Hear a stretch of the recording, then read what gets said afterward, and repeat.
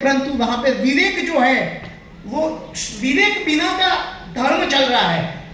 हर जगह कहीं पर भी देखो तो लग रहा है कि कहीं ना कहीं जब रक्त बहता है ना, एक हाथ में एक छोटी सी कहीं कोई एक खरोंच भी आती है तो हमें दुख होता है। तो हमें दूसरों का सोचने की अगर हमारी भावनाएं रहेगी तो शायद हम ऐसा नहीं कर पाएंगे। तो कहीं कहीं धर्म हमारा कमजोर हुआ है।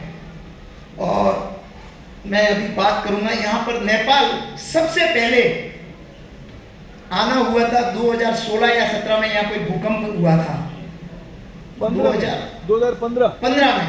2015 के भूकंप के यहाँ आना हुआ और एक ही भाग को लेकर यहाँ पे काफी मकाने धराशायी हो गए थे, काफी लोगों के घर उजड़ गए थे, जिनके लिए जहाँ पे मतलब इतनी परिस्थितियां खराब हुई थी। तो यहाँ पर हम करीब 7 और 8 रसोइये बंबई से जो कैटरर्स होते हैं, रसोई बनाने वाले, और उनकी एक पूरी टीम लेकर यहाँ आए थे ताकि हर स्कूलों में, हर मंदिरों में, क्योंकि इंसान की सबसे पहली जरूरत होती है वो जठरा अग्नि को शांत करने से पहले कोई आवश्यकता नहीं होती है। तो वो जठरा अग्नि को शांत करने के लिए जब आए थे तो यहाँ काफी ये जैसे इन्होंने बताया होक्से गांव, काबरा जिले के एक ही गांव के 500 परिवारों को स्टील की छतें देने का काम समस्त महाजन और ये जैन परिवार के माध्यम से जब शुरुआत हुई, और ऐसे बहुत छोटे काम, छोटे पहाड़ियों पर अनाज का वितरण करना और ऐसे बहुत सारे कैंप लगा रखे थे। परंतु एक बात तभी समझ में आई जब हमने एक चित्र देखा कि यहाँ मंदिर तो बहुत है, मंदिरों में तो कौन, तो शायद पूरी विश्व में ये पहली देश होगा कि जहाँ हर गली के नुक्कड़ पर, हर गली के चौराहे पर जहाँ मंदिर है और लोगों के तिलक देखते हैं तो ऐसा लगता है कि यहाँ भक्ति और धर्म के सिवाय कुछ भी नहीं है। परंतु उसके एकदम बिहाइंड ऑफ दैट एक जो क्रूर परंपरा जो हमें देखने में मिली कि ये क्या है, ये हकीकत क्या है, तब थोड़ा चिंतन हुआ कि कहीं ना कहीं हमारी कमजोरी रही है, या कोई ना कोई हमारे पूर्वाचार्यों की या यहाँ बैठे हुए धर्माचार्य जितने भी हैं उनकी सहभागिता या तो कम रही, या जागृति करवाने का काम कि लोगों को जगाने का काम होता है, वो कार्य में कहीं ना कहीं हम चूके जरूर होंगे। वरना ये संभव नहीं था कि ये जो परिस्थितियां स्तब्ध हैं हमारे खान पान में। जब मैं यहाँ आता हूँ और रहता हूँ तो शाम का भोजन जो मैं कहीं कर नहीं पाता हूँ, कोई एक भी होटल ऐसी नहीं मिलती कि वेजिटेरियन ही मिले। तो जैन खाना तो बहुत दूर की बात है, जबकि आज एक जैन परंपरा की खाली ये प्रसंगोपात बात करूंगा कि हम कहीं पर भी जाते हैं तो एक अपनी एक परंपरा बना रखी है कि हम जहाँ जाके मांगते तो वो सामने वाला कहता भाई साहब ये जैन खाना मिलेगा आपको। वो अपने खाने में जैन को ऐड किया हुआ है, जहाँ कांदा लहसुन आलू का भी त्याज्य होते हैं। तो ये हमारी संस्कृति वहां पे भी काम करती है। पूरे विश्व में आप हांगकांग जाइए, लंदन जाइए, अमेरिका जाइए, सब जगह जैन फूड मिलेगा। परंतु यहाँ पर किसी होटल में नहीं जाकर जब एक हमारे कोई कल्याण मित्र के साथ कि भाई तेरे घर दूध तो रहेगा ना, बस तो मेरा भोजन शाम का हो जाएगा, रोटी और दूध बस हो गया। तो ये परिस्थितियां बड़ी चिंतनीय है। इसके लिए किसी एक व्यक्ति का काम नहीं है। 1000-2000 साल से चल रही परंपराओं को अगर कहीं सुधारना है तो सबको काम करना पड़ेगा युद्ध के दौरान पे। और उस समय हमने कोविड के समय में भी एक ऐसी परंपरा हुई थी कि बंबई के अंदर काफी हमारे अपने परिवार थे नेपाल के, तो यहाँ से मोत्रिका जी को किसी टेलीविजन के माध्यम से कहा गया कि भारत में लोगों को अपने परिवार के अंदर रहते थे, पूना में थे, कोई आगरा में थे, कोई बंबई में थे, भी उन लोगों की बड़ी परिस्थितियां हैं क्योंकि काम का सारे ठप और रोज कमाने रोज खाने वाले की सबसे ज्यादा तकलीफ थी। क्योंकि उसको सुबह कमाते शाम को खाते, सुबह कमाते शाम को खाते। उनका क्या, जब 2-2 महीना लॉकडाउन, घर से बाहर जा नहीं सके, पगार बंद, भाड़े बंद, खर्चे चालू, उस समय हमने वहां पर हजारों लाखों परिवारों का भोजन की इनके कहने के माध्यम से वहां पे सारी व्यवस्थाएं उपलब्ध करवाई थी। और उन्हें यह भी आश्वासन दिया कि आप बिल्कुल निश्चिंत होइए, आप भूख से कारण कोई तकलीफ नहीं मरेगा। और ये कार्य करने में हम यथासंभव हमने कोशिश की, प्रयास किए और हम प्रभु की कृपा से सफल भी हुए।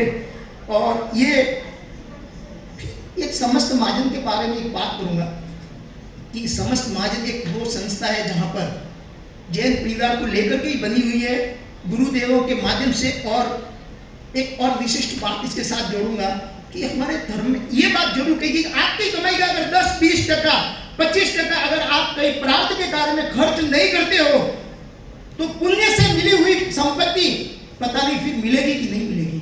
इसके लिए 10% हो, मानव का जात का कल्याण हो, हॉस्पिटलाइजेशन का हो, एजुकेशन का सेक्टर हो, या पर्यावरण का हो, ग्लोबलाइजेशन का, जहाँ जिसकी जो इच्छा करे, या ऑर्फन हाउसेज हो, वहाँ पे खर्च करते ही करते हैं। तो हमें खर्च क्या करना, और कोई मौज शौक तो होते नहीं है, सादा सा जीवन होता है। और ये प्रभु महावीर की भी करुणा है और उनकी भी कृपा रही। आज हमारे साथ यहाँ बैठे हुए फूल कुमार जी, जो पहले नेपाल जैन परिषद के अध्यक्ष रहे हुए हैं और हमारे पहले ही दिन से साथ में जुड़े हुए हैं। वंदरानंद जी टंडन जी, और यहाँ कबीर समाज के संत, जिनको मैं 1-2 बार मिला हुआ हूँ, उनसे काफी ऊर्जस्वी है, जिनकी वाणी में भी बहुत बड़ी सात्विकता भी है। तो ऐसे बहुत यहाँ पे धर्माचार्य और भी बैठे हुए होंगे। और मैं आगे एक बात ये करूंगा कि एक हिंदी का वाक्य है, हे जगत जननी, एक किसी ने वाक्य कहा है, हे जगत जननी, जन दे भक्तजन का शूर का वीर, नहीं तो रेजे राजनी बिन गमाविश नूर। अपने को ऐसा हर आदमी को संकल्प करके चलना पड़ेगा, छोटे छोटे प्रयासों में। मान लो कोई पत्रकार है तो उसका कार्य यही होना चाहिए कि उसकी लेखनी पूरी चले, और लेखनी चले तो लोगों को जगाने का काम करे। धर्माचार्य का काम है कि सोए हुए को जगा ले, हर तरह से जगा ले उन्हें कि भाई धर्म क्या है। जैसे मेरे हाथ में एक बुक आई थी, एक कोई श्री राम शर्मा जी हुए गायत्री परिवार के, उन्होंने इतनी अद्भुत बुक, उन्होंने ये बात प्रस्तावित की कि भाई कहीं पर पूरे सनातन धर्म या हिंदू धर्म में पशु बलि कहीं जैसी कोई बात नहीं है। ये पशुता के बलि की बात थी। लोगों ने, वेद तो सही थे, वेद कहीं गलत नहीं थे, वेदों का अर्थघटन गलत किया गया, उनके शब्दों का उच्चारण को अलग भाषाओं में पिरो दिया, और वहां अहिंसा की बात थी, वहां हिंसा में ले गए। उन्होंने पशुता के बलि की बात जरूर की थी। पशुता के बलि, पशु क्या, पशुता क्या है? अरे पशु तो ये हिरण है, गाय है, बकरी है, और पशुता क्या है? हमारे अंदर रहा हुआ काम, क्रोध, लोभ, मोह, अहंकार, ये सारे ही तो पशु हैं। और उनका उन्होंने आहुति की बातें थी। तो उन्होंने एक बुक लिखी जिनमें ऋग्वेद, यजुर्वेद, सामवेद, रामायण, महाभारत, शिव पुराण, उनके श्लोकों लेकर उस बुक में लिखा, और उन्होंने ये साबित किया कि भाई यहाँ पे पशु बलि जैसी कोई बात नहीं है। तो बुकों की 5-1 हजार कॉपी हमने हिंदी में भिजवाई थी। अब थोड़े टाइम पहले मुझे, मेरे पास में विमल जी दहाल, जो यहाँ विद्यापीठ के चांसलर थे, उन्हें मेरे पास बैठे थे। उन्होंने बोला भाई साहब, ये नेपाली में हो जाए तो बहुत बढ़िया है।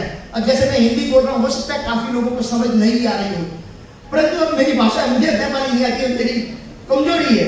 समझ गया। तो उन्होंने कहा कि नेपाली तो मैं आपको 15 दिन में करके दूंगा। और विमल जी दहाल का बहुत बहुत मैं तो शुक्रगुजार रहूंगा कि उन्होंने मात्र 15 दिनों में वो नेपाली बुक प्रिंट करके दी, और मोत्रिका जी वगैरह के सहयोग से 5000 कॉपी प्रिंट होके आ गई। और मैं यहाँ बैठे हुए सारे लोगों से कहूंगा कि तो बुक की 5, 10, 15, 20 जितनी प्रत चाहो, तो अपने यहाँ के IAS ऑफिसर, संसद सब, धर्माचार्य, सारे पुजारी और जितने भी लिटरेट लोग हैं, यहाँ की लोकल भाषा सब तक वो पहुंचनी चाहिए। क्योंकि जहां तक विचारों के अंदर हमारी चेंजेस नहीं आएगा, विचारों में हमारी कोई परिवर्तन नहीं आएगा, तब तक हमारा अनुकरण नहीं बदलेगा। और अनुकरण तभी बदलेगा जब हमारी सोच बदलेगी। तो इसके लिए मेरी सबसे गुजारिश है। और एक अग्निपुरी शेरपा जी बैठे हैं, नहीं सॉरी, हाँ शेरपा, उन्होंने भी एक बुक शाकाहार पे बहुत बढ़िया लिखी है। हाँ जी, बहुत बढ़िया बुक लिखी है। इन्होंने कितनी इनकी मेहनत, और एक यहाँ पे अपने टंडन जी ने भी बुकें लिखी है, परंतु उनका प्रचार करना, उन्हें सहयोग करना, लोगों तक उनकी बात पहुंचाने का हमारा सबका दायित्व बनता है। हमारी बहनें बैठी हैं, अगर उनके कोई कार्यक्रम हो जाते हैं तो 25-50 बुक ले जा रहे हैं और सबको बुक दे रहे हैं, फिर अपने परिचित लोगों को दे रहे हैं। और बुकें ऐसी है कि उसको आप स्टेबल करके मंदिर, हर मंदिर में टांग तो सकते हैं। आने जाने वाले हजारों लोग पढ़ेंगे, और पढ़ेंगे तो आज नहीं, साल बाद, 2 साल बाद, 10 साल बाद उनका चेंजेज आएगा। और एक दिन ऐसा आएगा कि ये रक्त रंजित जो परंपराएं चल रही है, तो कहीं ना कहीं कम तो जरूर होगी, बंद होने की तो हम नहीं कह सकते, कम जरूर होगी। और हर एक प्रत्येक मानव का ये धर्म है, लोगों को धर्मवान बना ले, धर्म से जोड़े और अकारण मृत्यु से बचाए। मैं एक बात कहूंगा। और अच्छा, अब की बात जो गढ़ी का मेला था, तो जैसे